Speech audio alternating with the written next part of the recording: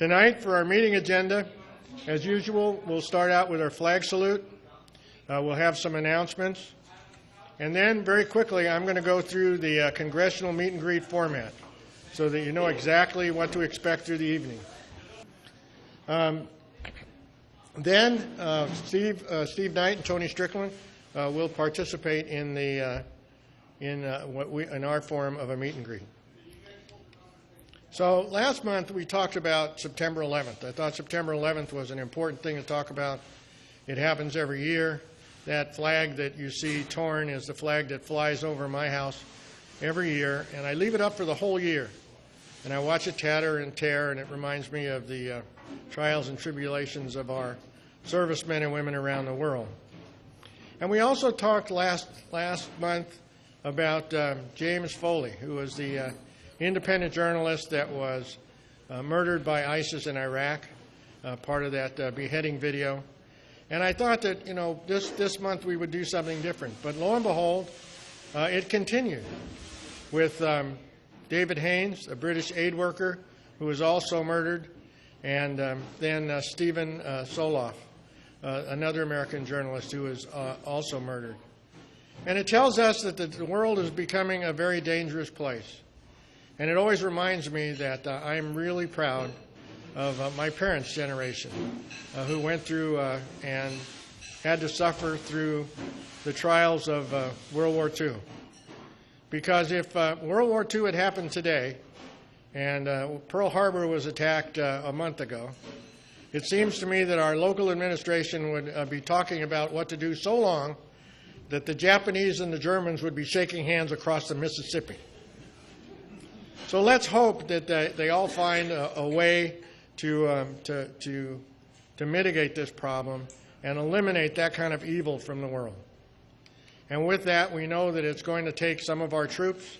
We know that it's going to take some of our brave men and women. And so, Judy, would you lead us in the Pledge of Allegiance, please? Place your hand over your heart, please. I pledge allegiance to the flag of the United States of America and to the republic for which it stands, one nation, under God, indivisible, with liberty and justice for all.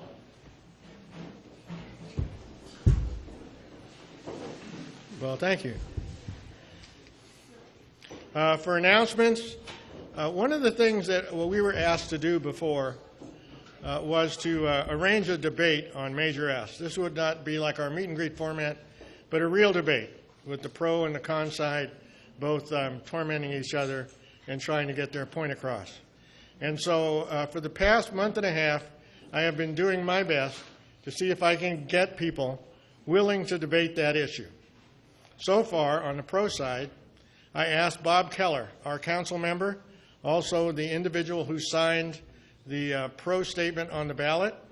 He has declined and said he does not want to debate here. So Darrell Manzer then wrote an article in the West Ranch Beacon and talked about Major S. So I called up Darrell.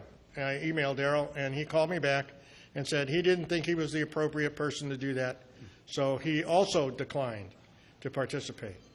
Next, our ex-council person, Frank Ferry, who had been now starting to comment again on Facebook about Measure S, was getting active. So I went on his Facebook page and asked him if he would like to debate, and he was non-responsive. So this is getting a little frustrating, as you might think, because if everybody thought this was such a great idea, I would have thought that we would have had a lot of people ready to debate it. So I decided for my last attempt, I sent an email to the CEO of AllVision and every member of his board of directors and asked them if they would supply someone that would debate on the pro side of his issue. And I have yet to hear from them, so I'll keep you posted as to what's going to happen. On the con side, I asked Tim Ben Boydston if he would debate against Major S, and he's accepted. So he's willing to take on all comers if they ever show up.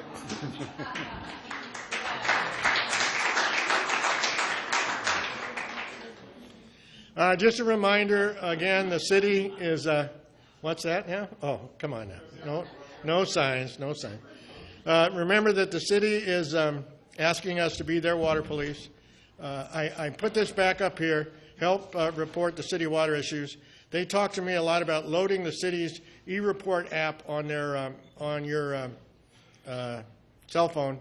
And then when you report something, not only you can take a picture, it immediately puts a picture up in the GPS location.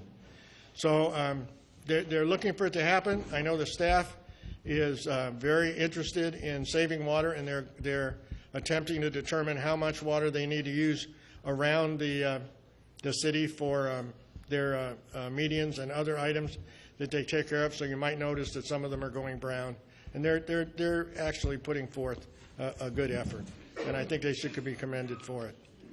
Last month I told you to wait for the letter from CLWA. Guess what? We got it. So we got the letter from CLWA to talk about what to do about water, and basically it just has the same watering schedule and telling you not to hose your driveways down or wash your car without a nozzle, without a shutoff on the thing. And so we'll get into water as we go through, unless by some chance God gives us rain. This Saturday is the annual River Cleanup and Expo, Environmental Expo. So Saturday the 20th at Wiley Canyon Road off the Via Princesa Bridge. We'll be there. We're going to have a booth. I know that Dorothy will be there too, just in case you might want to adopt one of her ducks, or maybe a ducky dozen or a flock. But anyway, we'll be there, so if you want to help out, let us know, or just show up and say hi when you see our booth there. That's your chance to adopt a duck, and remember that on October the 4th is the Samuel Dixon Rubber Ducky Regatta. This year, there's going to be a lot more activities for the youth between the races, and I think the kids will have a really good time. Just to let you know, there isn't another regional water board meeting. They're trying to bring it out here to either Simi or to Santa Clarita. Right now it's scheduled to be in Los Angeles, and they'll be looking over the Basin Plan Amendment again. And there's some question about what they're doing compared to what the agreements were before. I didn't get a chance to read the 9 million pages that goes with it, but that's just a summary. And we'll see what we can find out and let you know about. Oktoberfest on October the 11th is going to be in Old Town Newhall. You should have a really good time. Tickets are $10 online. It'll be $15 in person, or if you want to, you can actually buy a tent there. And I heard the other day they have something like 27 tents sold. So it's going to be a big event. For our attendance, it's holding pretty good. I think it's going to shoot up for this month. It's looking really cool. I like that. For our video statistics, if you noticed, well, boy, there's an upsurge at the end. Our winner for this month was the videos on water. Water was the one that grabbed the most views. So we continue to watch it and see if we can pick up those issues that you're very interested in. At the next meeting, we're also going to have some election candidates here. Both of the candidates for sheriff have committed to be here, both Jim McDonald and Paul Tanaka. We'll also, it'll be a shorter meet and greet format.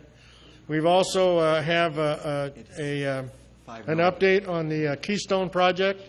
Five Knolls. I'm sorry, Five Knolls Project. Whatever we're calling the project this week, you'll get an update on it. And also Dr. Dorio has called and requested a little time to make a presentation as well. After that, sometime again in 2014 or early 2015, we'll talk about business improvement districts. It's still not come up to a point in Newhall where we're ready to talk about it, but we certainly will and keep you informed in the future. So I want to thank you very much for choosing to attend the Canyon Country Advisory Committee. Know that the two candidates here are not going to run out the door and will probably answer any other questions that you want. So feel free to talk to them and have a very pleasant evening. Thank you very much.